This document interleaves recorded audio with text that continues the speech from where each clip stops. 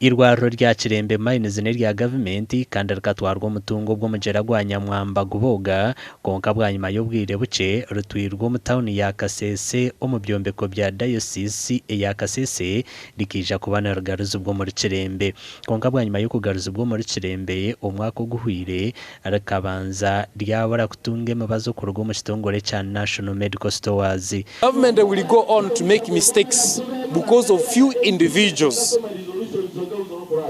So to stop those individuals whom today I call mafias and classified terrorists to the community, people are going to die.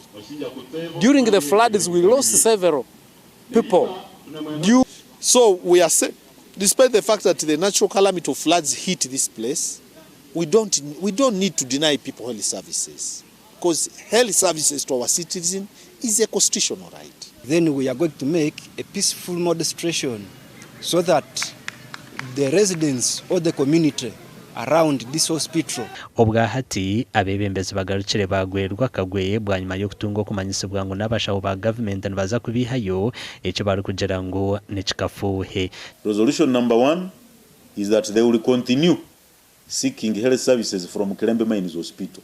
Where the government takes away the health workers, where they takes away the medicine, for them they will follow sick and go to the hospital. Chance Kahindo meya wa Kasese municipality wena jirango yahereze kuhandikira town clerk ngo abashaho atajeza akabiho mu irwariro. So I've replied him telling him that what he wants to do is very wrong and stopping him to do it, because the council has a resolution, there is the advice of the Solicitor General, there are recommendations of the parliamentary committee that visited Kilembe Mines Hospital.